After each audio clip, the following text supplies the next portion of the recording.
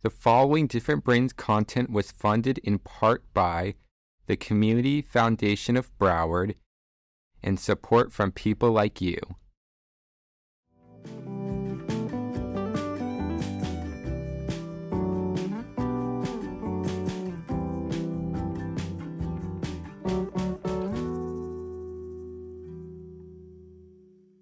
Hi, I'm Dr. Hackey Reitman. Welcome to Exploring Different Brains. In this first part of our Year in Review episode, let's hear from some of the great neurodiversity self-advocates we have highlighted in 2023. Let's start with disability champion, self-advocate, FSU professor, and author, J.R. Harding. Through our inclusion, through our accessibility standards, we're starting to realize, like we have through COVID, that accommodations work for everybody, and that everybody needs a little helping hand, and that it should be perceived as special but appropriate and necessary tools for everyone to excel. And so it's been exciting to move the bar in areas like employment, physical access, cruise ships, air travel, and employment issues for people with disabilities over the past 40 years. Autism advocates Haley and Matthew Leach. When people listen to your podcast, what do you hope they take away? What I want them to take away from the podcast is to show that autism is not a bad thing. A lot of people nowadays like to see it as a label, and they often say, oh, this is not a very good thing. I want them to understand that simply having autism is not a bad thing. If anything, it's a good thing. It makes us more unique. It makes us more human. Well, I think that's really powerful. Matthew's perspective, I think, is what's most important. And I think that's something we want to share, because Matthew can be that self-advocate and can advocate for others on the spectrum by sharing his experiences. But when I was growing up as well, I didn't have a lot of siblings that really understood what it was like to have a sibling on the spectrum. And one of our other goals was to kind of be a resource for those on the spectrum or parents in trying to navigate this diagnosis, but also siblings as well, who are also going through some challenges. So I think sharing those two different perspectives is kind of a unique role that we have, and we try to get others involved in the important advocacy work, their messages and their ideas out there as well. Autism self-advocate and performer Kayla Taylor of the Autism Theater Project. Oftentimes, like, people who have disabilities and are often overlooked because they have that, they're like, oh, I don't want to work with them. And what Gina does with the Autism Theater Project, she takes in people who have autism and different disabilities, and we're able to showcase ourselves, because not a lot of times when you look at Hollywood or on cameras, you see people that have a disability. And oftentimes when reading articles, many people have to hide their disability, and it shouldn't be something you have to hide, because it's a part of you, and you don't know who you may help by telling your story of what you have and who you are. And as being an educator, I want my students to come into my room and just feel included and have fun. And what the Autism Theater Project, when I first did the screen reading, I think that's what it's called, it was fun, and I felt included, and I was like, I can't wait to do this again. So it's very nice to be a part of this, because it's inclusive. It helps people to understand the stories of people that have disabilities. So it's inclusive and it's fun, and fun often gets overlooked. Yes. Travis Miserel, autism self-advocate and founder of the Future Is Now Coalition. I feel like neurodiversity is really key to understanding consciousness, understanding the human mind, understanding how different each of our minds can work separately from one another.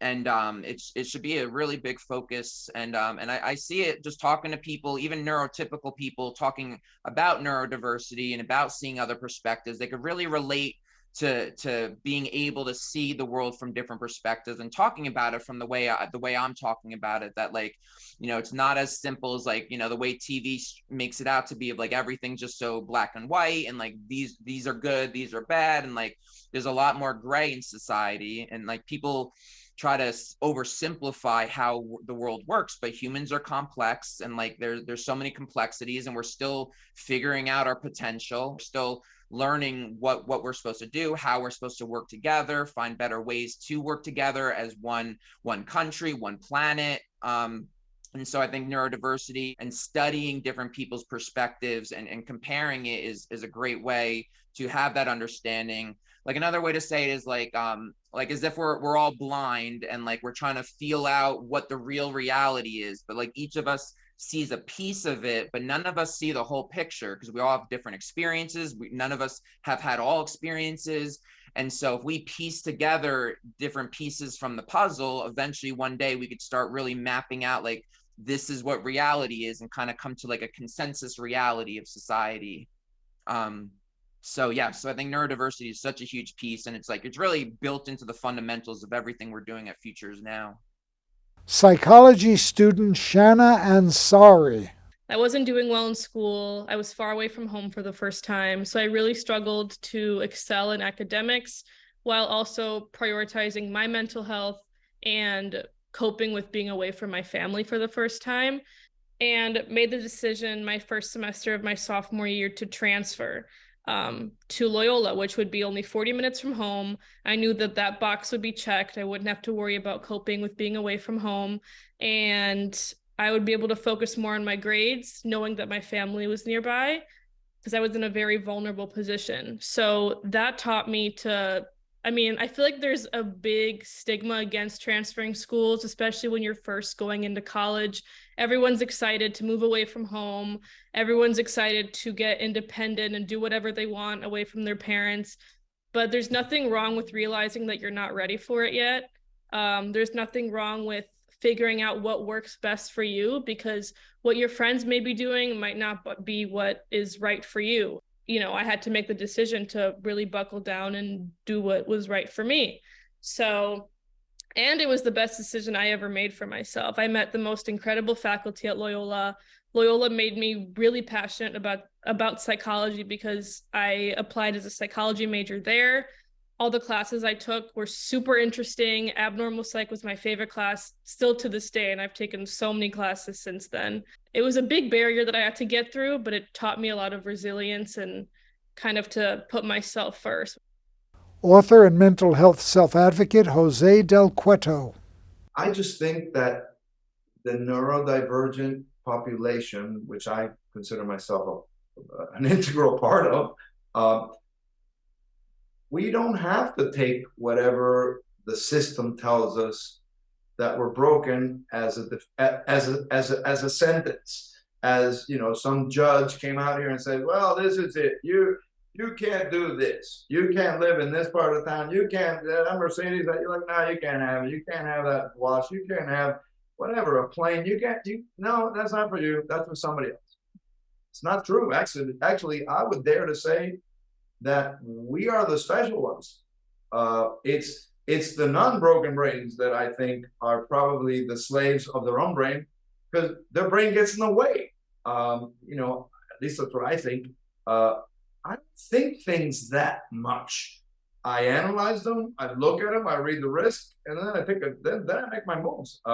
Still to this day, I very much let my soul, my heart, my gut have an integral part in the decision-making process, and I refuse to take a label. So if there's one thing that I would like this audience to know is, don't take the label. We're the special ones. Cynthia Hammer, ADHD self-advocate and founder of the Inattentive ADHD Coalition. when I talk to these women with combined type, what surprised me is I went over the 18 symptoms that are in the DSM for ADHD, and some of the women said, "Oh, before my treatment, I had all of those." And now I asked, like, now that you have been on your medicine for 3 years, what? And they'd say, "Oh, I have almost all of them. There were just a few, maybe I got a little bit better on." And they hadn't improved that much. At least it didn't sound like me they had improved that much, but they were content. And the biggest difference was that they were more forgiving of themselves. You know, there was less shame based, less negative self talk, just because they understood themselves. Mental health counselor and bipolar self advocate, Gabriela Guadarrama. When you're a wounded healer, if anyone out there that has gone through addiction, it may be any type, like drugs, it could be the gambling, it could be so many outlets for them, right? But if you haven't been in their shoes in a form of addiction, it might not speak to them. So those similar scars that addicts have, they can connect better. It doesn't have to be the same root, but it's nice to know, wow, that person knows the daily struggle, the daily dialogue I have with myself. Am I gonna gamble today? Am I gonna use today? Am I gonna do the same pattern I'm trying to maybe break? And addiction has no face. We all have our battles. And that's why I like to say, as a wounded healer, be kind, because we don't know what we're fighting every day. Dementia self-advocate and author Michael Ellenbogen. To the average Joe on the street, right now, if I ask them about Alzheimer's and dementia, what might you think might be their biggest misconception about the whole thing? You know, they all tend to think that somebody who's got Alzheimer's or some type of dementia is somebody who's in a wheelchair, unable to move, with their head back and, you know, just sitting there. And that's so far from the truth, because so many of us have so many good years left that can be utilized in good ways to help society. And if we were just given the chance and opportunity, we could do so much more. But the sad part is they don't feel that we should still be around in the workforce, you know, especially if you're a doctor or a lawyer. You know, they think, oh, that you're a liability. Well, we would be if we were by ourselves, but there's no reason why you can't be paired with somebody. And there's a lot of knowledge that could be passed on from a person like myself. I mean, I used to be top notch in my business, and so many people could have learned from me instead of just shutting me out. And there's so much that I could have taught so many new people in this industry. Yes, I get it. I can't.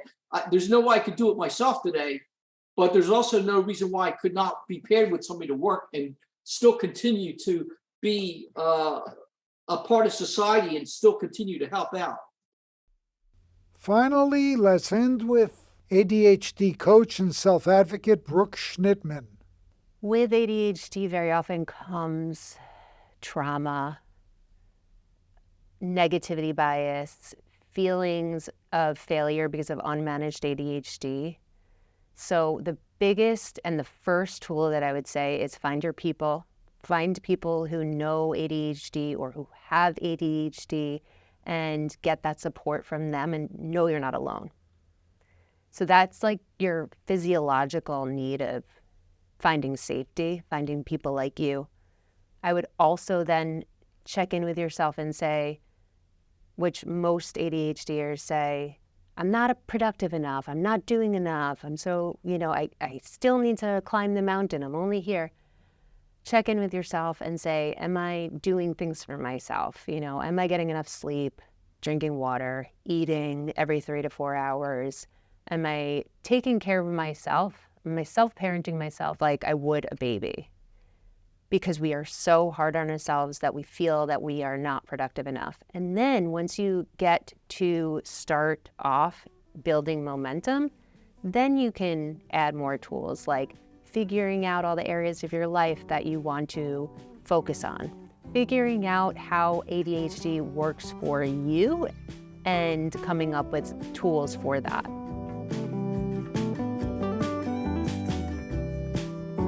Exploring Different Brains is a production of Different Brains. Visit us at differentbrains.org.